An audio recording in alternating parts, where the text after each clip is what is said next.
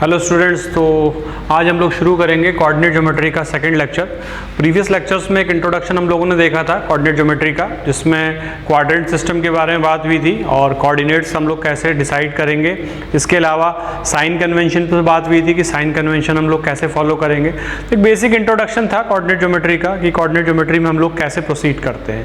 तो आज इसके नेक्स्ट वीडियोज़ में, नेक्स्ट लेक्चर में हम बात करेंगे डिस्टेंस बिटवीन टू पॉइंट्स, ठीक है, और इसके अलावा ज्योमेट्रिकल फिगर से रिलेटेड जितनी भी चीज़ें हैं जो कि एग्जाम्स के पॉइंट ऑफ व्यू से इम्पॉर्टेंट है, वो सारी की सारी चीज़ें हम लोग डिस्कस करेंगे।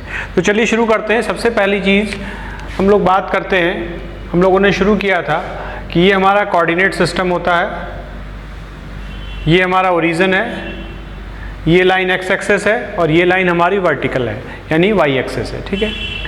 अब अगर कोई पॉइंट हमने कहा था यहाँ पर दिया हुआ है, ये पॉइंट ए है, इसके कोऑर्डिनेट x1 y1, इसका मतलब ये डिस्टेंस हमारी x1 होगी और ये डिस्टेंस हमारी y1 होगी।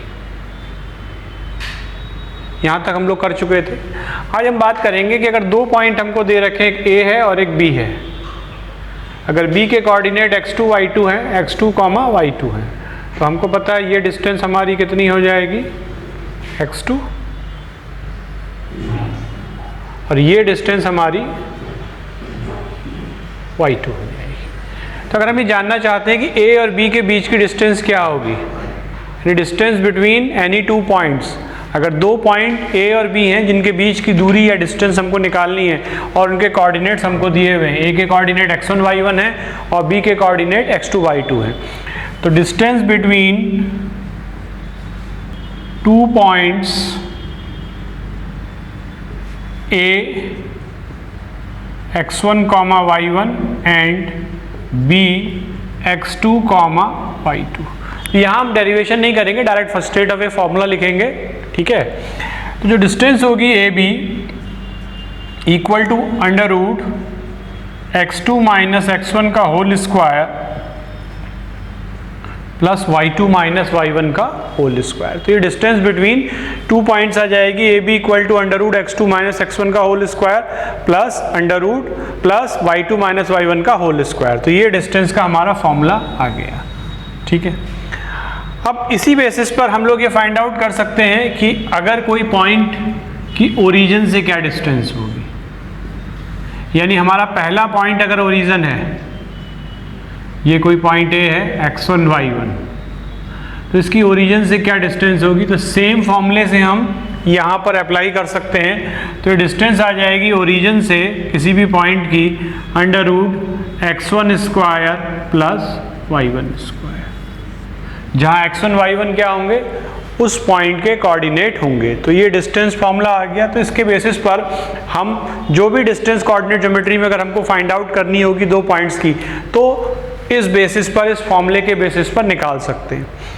अब इस फॉर्मूले के बेसिस पर क्वेश्चंस का जो नेचर है वो कैसे हो सकता है कि भाई क्वेश्चन का नेचर ये हो सकता है कि हम लोगों को पता है कि अगर हम ट्राइंगल की बात करें तो हमारे पास टाइप ऑफ ट्राइंगल में अगर हम बात करें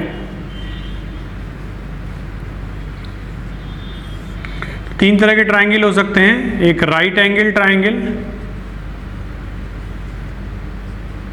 दूसरा एक्यूट और तीसरा ऑब्ट्यूज। तो राइट एंगल ट्राइंगल के लिए हमको कंडीशन पता है कि पाइथागोरस लॉ को क्या होना चाहिए, फॉलो करना चाहिए। एक्यूट एंगल और ऑब्ट्यूज एंगल के लिए भी हमको कंडीशंस पता है कि उसके लिए हम किस तरीके से निकालेंगे। अब डिस्टेंस का जो बेसिक इस्तेमाल हम लोग करेंगे कोऑर्डिनेट ज्योमेट्री में, वो टाइप ऑफ क्वाड्रिलेटरल के लिए कर सकते हैं कि क्वाड्रिलेटरल में हम किस किस तरीके के क्वाड्रिलेटरल हमारे हो सकते हैं। तो अगर देखिए स्क्वायर है, अगर कोई क्वाड्रिलेटरल है, इसको इस तरीके से समझते हैं, ये डिस्टेंस का फॉर्मूला हमारे पास आ गया है। अब हम बात करते हैं कि इस बेसिस पर क्वेश्चंस का जो नेचर हो सकता है वो किस तरीके से हो सकता है कि अगर हमको टाइप ऑफ क्वाड्रिलेटरल दिए गए, सपोज अगर ये क्वाड्रिलेटरल है ABCD, ठीक है, तो इसका नेचर क्या हो सकता है कि अगर ये क्वाड्रिलेटरल स्क्वायर है तो it means all four sides are equal, AB BC C AB BC CD और AD ये बराबर होंगे। इसके अलावा डायगोनल्स बराबर होंगे AC इक्वल टू BD। तो ये दो कंडीशन फुलफिल होंगी तो ये क्या हो जाएगा, हमारा क्वाड्रिलेटरल स्क्वायर हो जाएगा। इसी के अलावा अगर रोम्बस कब होगा ये भी हम देख लें। तो रोम्बस के लिए हमको पता है कि चारों साइड्स बराबर होनी चाहिए, बस AB BC CD और AD बराबर है तो रोम्बस हो जाएगा, और डायगोनल बराबर है तो वही चीज़ क्या हो जाएगी, स्क्वायर हो जाएगी। तो डिस्टेंस फॉर्मूला लगा के अगर हमको चार कोऑर्डिनेट्स दिए हुए हैं और हमको ये फाइंड आउट करना है कि नेचर ऑफ क्वाड्रिलेटरल क्या होगा, तो हम डिस्टेंस निकाल लेंगे। और डिस्टेंस में अगर चारों साइड्स बराबर हैं और डायगोनल बराबर है तो स्क्वायर, और केवल चारों साइड्स बराबर हैं तो हमारा क्या हो जाएगा, रोम्बस हो जाएगा। तीसरा रेक्टेंगल कब होगा ये भी देख लेते हैं।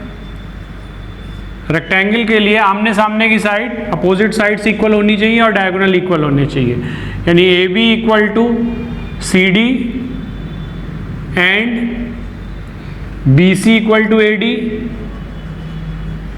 एंड डायगोनल भी इक्वल होने चाहिए, यानी कि AC इक्वल टू BD। तो ये रेक्टेंगल हो जाएगा। और पैरेललोग्राम कब होगा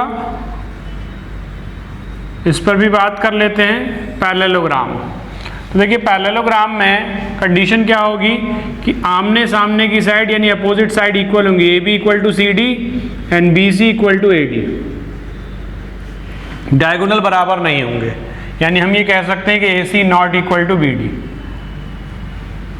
और इसमें भी रोम्बस में AC not equal to BD। तो ये शेप्स ऑफ क्वाड्रिलेटरल डिसाइड कर सकते हैं on the basis of distance formula. अगर आपको 4 पॉइंट दिए गए और उनसे क्वाड्रिलेटर बन रहा है तो उस क्वाड्रिलेटरल का नेचर हम लोग क्या कर सकते हैं, बता सकते हैं। ठीक है, इसके बाद नेक्स्ट बात करेंगे इसी में area of triangle. Area of A triangle, area of A triangle आपसे पूछा जा सकता है कि अगर एक ट्राइंगल दिया हुआ है जिसके coordinate x1 y1 x2 y2 और x3 y3 है, तो इसका एरिया क्या होगा। तो एरिया को हम लोग डेल्टा से डिनोट करते हैं, तो डेल्टा का फॉर्मूला हो जाएगा 1/2। एक कोऑर्डिनेट सिस्टम का फॉर्मूला देखते हैं। पहला इस तरीके से होगा x1 y2 minus y3 plus x2 y3 minus y1 plus x3 y1 minus y2, x3 y1 minus y2। तो देखिए पूरी चेन ऑफ सीक्वेंस है, या डिटरमिनेंट मैट्रिक्स फॉर्म में, डिटरमिनेंट फॉर्म में इसको इस तरीके से लिख लेते हैं। Half x1 y1 1, x2 y2 1, x3 y3। दोनों से ही आप एरिया ऑफ ए ट्राइंगल निकाल सकते हैं। अब इसमें क्वेश्चंस का नेचर कैसे हो सकता है कि आपसे straight away area of triangle पूछा जा सकता है, या एरिया ऑफ ट्राइंगल दिया गया हो और आपको कोई एक कोऑर्डिनेट पूछा जा सकता है कि इनमें से एक कोऑर्डिनेट क्या होगा, मिसिंग होगा। या एक और कॉमन क्वेश्चन है जो पूछा जा सकता है जिसमें कोलिनियरिटी, यानी कि तीनों पॉइंट अगर एक लाइन में हैं तो एरिया ऑफ ट्राइंगल क्या हो जाएगा, 0 हो जाएगा। तो ये भी आपसे पूछा जा सकता है कि तीनों पॉइंट कोलिनियर हैं या नहीं है। तो अगर 3 पॉइंट कोलिनियर है उसके लिए area of triangle must be 0, जो ट्राइंगल का एरिया है वो 0 है। और ये भी हो सकता है कि 3 पॉइंट कोलिनियर दिए हुए हैं और 2 पॉइंट आपको गिवन है, तीसरा पॉइंट आपसे पूछा गया। तो इस केस में आप क्या करेंगे, एरिया ऑफ ट्राइंगल क्या करेंगे, 0 करके तीसरा पॉइंट आप क्या कर सकते हैं, फाइंड आउट कर सकते हैं। तो ये तो एरिया ऑफ ए ट्राइंगल से रिलेटेड क्वेश्चंस हैं। हम लोग यहाँ पर सिर्फ फॉर्मूला डिस्कस कर रहे हैं। ये इसका डिटरमिनेंट फॉर्म है और ये एक सिंपल एक्सपेंडेड फॉर्म है। इसी फॉर्म को हमने यहाँ पर क्या कर दिया है, एक्सपेंड कर दिया है। इसके बाद हम बात कर रहे हैं सेक्शन फॉर्मूले की। तो सेक्शन फॉर्मूले का क्या मतलब है वो भी समझ लेते हैं।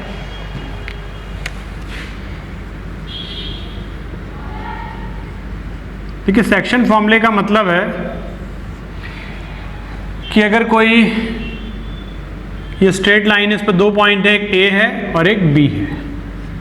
ये इसके कोऑर्डिनेट x1 y1 है और इसके कोऑर्डिनेट x2 y2। अब एक पॉइंट ऐसा है जो इन दोनों पॉइंट्स को क्या कर रहा है, डिवाइड कर रहा है। अब डिवीजन 2 तरीके से हो सकता है। एक इंटरनल का मतलब आंतरिक रूप से, यानी कि वो पॉइंट उन दोनों के बीच में होगा, और दूसरा केस हो सकता है एक्सटर्नल, यानी वो पॉइंट उन दोनों पॉइंट के बियॉन्ड है, पार है। पहला केस इंटरनल, इंटरनल में जो पॉइंट होगा वो इसके बीच में होगा, दूसरा केस एक्सटर्नल, जब वो पॉइंट क्या होगा, बाहर होगा। तो दोनों के ऊपर बात कर लेते हैं। तो पहला केस हम देखते हैं कि इंटरनल डिवीजन।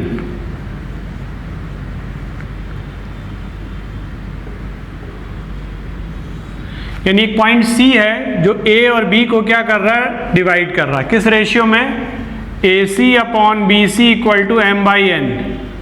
यानी कि जो रेशियो दिया हुआ है वो कितना दिया हुआ है, M रेशियो N दिया हुआ है। M रेशियो N के रेशियो में ये डिवाइड कर रहा है, ऐसे समझ लीजिए। ये रेशियो है, AC अगर M है तो BC हमारा कितना है, N है। यानी इन दोनों का जो रेशियो हमको N दिया हुआ है। तो N के C के कोऑर्डिनेट क्या होंगे। तो देखिए इसमें क्रॉस मल्टीप्लाई कर सकते हैं। अगर हमने कहा कि ये चीज़ M है और ये चीज़ N है, तो क्रॉस मल्टीप्लाई mx2, तो C के कोऑर्डिनेट क्या हो जाएंगे, कोऑर्डिनेट ऑफ C। सिर्फ हम डेरिवेशन नहीं कर रहे हैं, सिर्फ फॉर्मूले को डिस्कस कर रहे हैं, जो कि एग्जाम के पॉइंट ऑफ व्यू से इंपॉर्टेंट है। तो mx2 cross multiply mx2 plus ये n है nx1 upon m plus n। Same y के साथ रहेगा my2 plus ny1 upon m plus n। तो ये हमारे C के कोऑर्डिनेट आ गए, अगर पॉइंट क्या है, इंटरनली क्या कर रहा है, डिवाइड कर रहा है। सेम केस एक्सटर्नल में देख लेते हैं। तो देखिए ये भी आया हुए क्वेश्चंस हैं। एक्सटर्नल इंटरनल डिवीजन आपसे पूछा जा सकता है। इसमें दो तरीके के सवाल हो सकते हैं कि एक क्वेश्चन ये हो सकता है कि आपको C के कोऑर्डिनेट पूछे जाएं, दूसरा ये होगा कि आपको A, B और C तीनों के कोऑर्डिनेट दिए गए हैं और आपसे पूछा जा सकता है कि ये किस रेशियो में डिवाइड कर रहा है, इंटरनली डिवाइड कर रहा है, एक्सटर्नली। तब देखिए अगर रेशियो पॉजिटिव आता है, ध्यान से समझिएगा, अगर रेशियो पॉजिटिव आता है तो हमारा डिवीजन क्या होगा, इंटरनल होगा, और अगर रेशियो नेगेटिव आता है तो इसका मतलब डिवीजन क्या होगा, एक्सटर्नल होगा। हम प्रॉब्लम को शुरू कैसे करेंगे, इंटरनल मान के करेंगे। अगर हमको A, B और C तीनों दिए गए हैं और हमको निकालना क्या है कि किस रेशियो में डिवाइड कर रहा है, तो हम फॉर्मूला इंटरनल का ही लगा के शुरू करेंगे और देखेंगे कि रेशियो जो हमारा आ रहा है, M और N का रेशियो हमको निकालना है।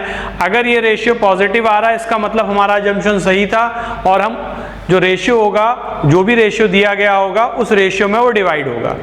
और अगर रेशियो हमारा नेगेटिव आ रहा है, इसका मतलब डिवीजन जो होगा वो इंटरनल ना होके क्या होगा, एक्सटर्नल होगा। तो इस बात को ध्यान में रखेंगे, कीपिंग इन माइंड, दिमाग में इस बात को रखेंगे कि हमको रेशियो निकालने की जो प्रॉब्लम है वो कैसे सॉल्व करनी है। और अगर रेशियो पॉजिटिव आता है तो इंटरनल होगा, और रेशियो अगर नेगेटिव आता है तो क्या होगा, एक्सटर्नल होगा। क्योंकि ये क्वेश्चंस आए हुए हैं इसीलिए मैं आपको बता रहा हूँ। तो देखिए एक्सटर्नल डिवीजन का मतलब ये है कि कुछ इस तरह की कहानी है कि ये A है, ये B है, x1, y1, x2, y2। अब ये C पॉइंट बाहर है। अगेन कंडीशन वही है, ratio AC upon BC equal to M ratio N। यानी ये अगर M है तो ये क्या है, N है। तब देखिए यहाँ पर कोऑर्डिनेट ऑफ C क्या हो जाएंगे, coordinate of C M x2 plus की जगह यहाँ माइनस होगा। देखिए एक्सटर्नल में प्लस की जगह क्या होगा, minus, mx2 minus nx1 upon m minus n, comma same y coordinate के लिए भी सेम लॉजिक होगा, m y2 minus n y1 upon m minus n। तो ये हमारे C के कोऑर्डिनेट आ जाएंगे एक्सटर्नल डिवीजन में। बाकी प्रॉब्लम का नेचर कैसे आएगा मैंने ऑलरेडी डिस्कस कर लिया है। या तो आपसे A और B दिया होगा और C के कोऑर्डिनेट पूछे जाएंगे, रेशियो भी आपको गिवन होगा, या A B C आपको दोनों दिए होंगे, आपसे रेशियो पूछेगा, और ये भी पूछ सकता है कि इंटरनली डिवाइड करेंगे या एक्सटर्नली डिवाइड करेंगे। तो हम ऑलवेज एज्यूम इंटरनली डिवीजन मान के चलेंगे और देखेंगे कि रेशियो पॉजिटिव आ रहा है कि नेगेटिव आ रहा है। अगर रेशियो पॉजिटिव आ रहा है तो हमारा डिवीजन क्या हो जाएगा, इंटरनल, और अगर रेशियो नेगेटिव आ रहा है तो ये क्या हो जाएगा, एक्सटर्नल। इसके बाद हम बात करते हैं मिड पॉइंट्स के बारे में। तो देखिए मिड पॉइंट में हमारा यही सेक्शन फॉर्मूला यूज होगा। मिड पॉइंट का मतलब है कि रेशियो बराबर है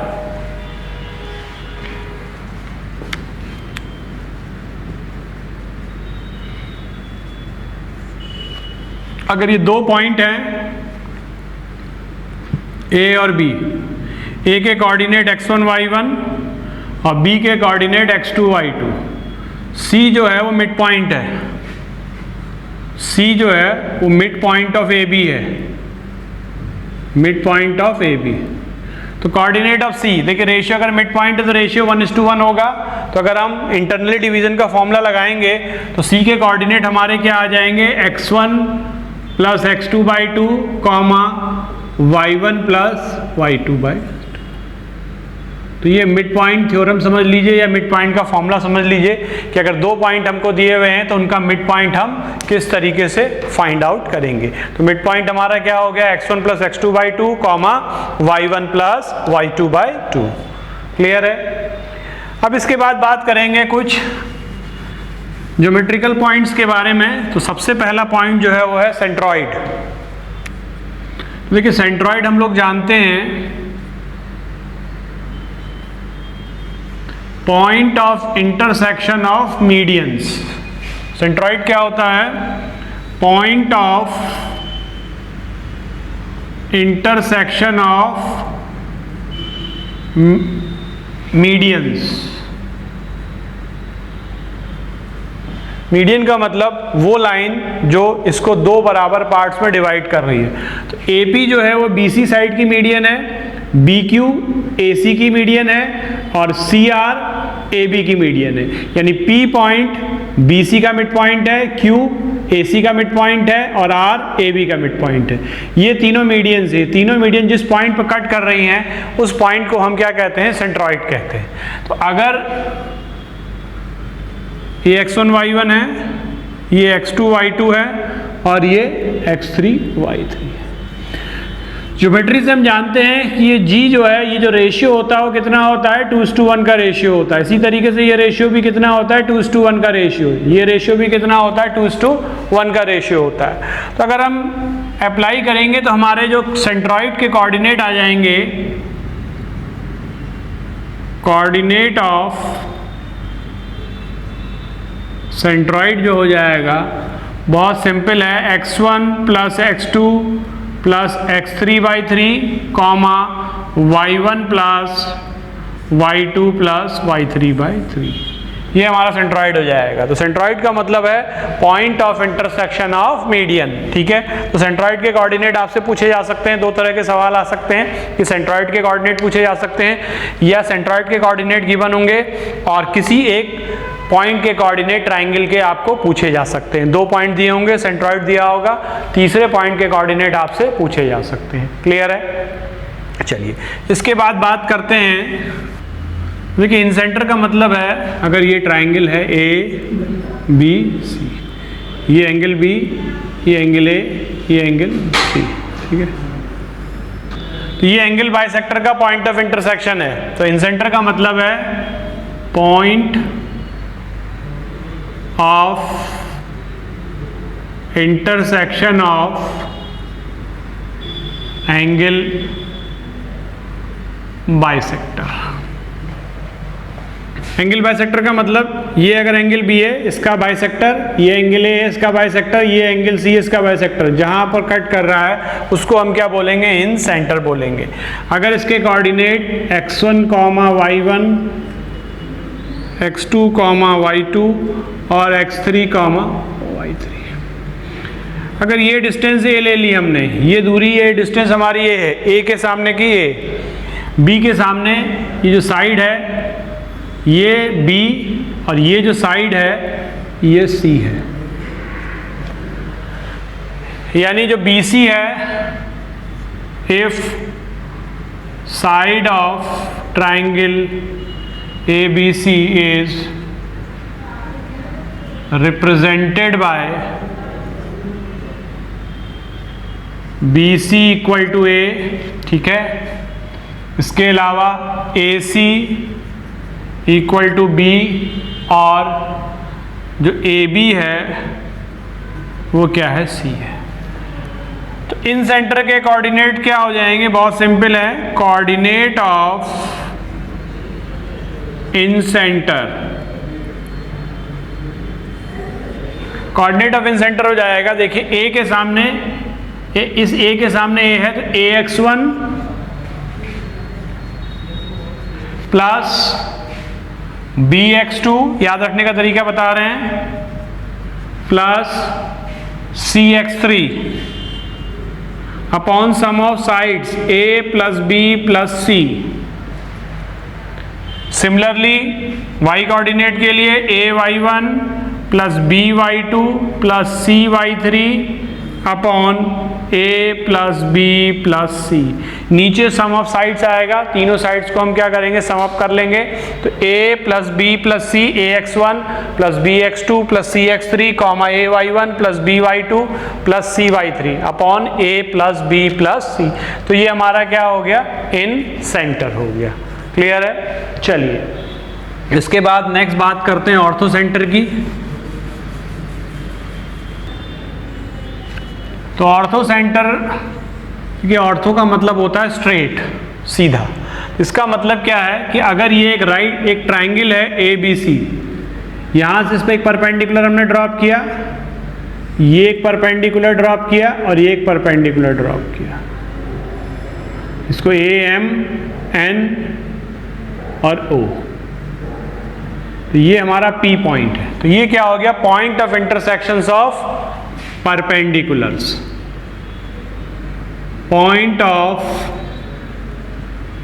intersection of perpendicular drawn from the vertex of triangle, vertex of triangle to opposite side। तो AM परपेंडिकुलर है, BN परपेंडिकुलर है और OC भी परपेंडिकुलर है, ये तीनों जिस पॉइंट पर इंटरसेक्ट कर रहे हैं। अब A के कोऑर्डिनेट अगर x1 y1 है, B के कोऑर्डिनेट x2 y2 हैं और C के कोऑर्डिनेट अगर x3 y3 है। तो देखिए फॉर्मूला क्या होगा, बहुत सिंपल है, x1 10a coordinate of P, coordinate of ortho centre. अब इसमें आपको एंगल पता होना चाहिए, एंगल आपको ABC, angle A, angle B और एंगल C पता होना चाहिए। तो ये फॉर्मूला क्या हो जाएगा, x1 10a plus x2 10b plus x3 10c और नीचे क्या आएगा, इससे पिछले वाले में हमने सम ऑफ साइड किया था, तो इस फॉर्मूले में सम ऑफ एंगल्स, यानी कि 10a plus 10b plus 10c। Similarly y coordinate के लिए भी y1 10a plus y2 10b plus y3 10c upon 10a plus 10b plus 10c। तो सेम लॉजिक है लगभग। यहाँ पर एंगल्स आपको पता होने चाहिए और इससे पहले वाले इन सेंटर में आपको क्या पता होना चाहिए, साइड्स पता होना चाहिए। तो ये कुछ ज्योमेट्रिकल फिगर से रिलेटेड चीज़ें थी, डिस्टेंस फॉर्मूले थे और ये कुछ बेसिक चीज़ें थी जो हमने डिस्कस की। नेक्स्ट वीडियोस में हम बात करेंगे, स्ट्रेट लाइन से शुरू करेंगे। स्ट्रेट लाइन क्या है, स्लोप क्या होती है और different formats of straight line, straight line के क्या क्या फॉर्मेट्स हो सकते हैं। तो आई होप आपको ये सारी चीज़ें क्लियर हो गई होंगी। नेक्स्ट वीडियोज़ में हम ये सारी चीज़ें डिस्कस करेंगे। Thank you.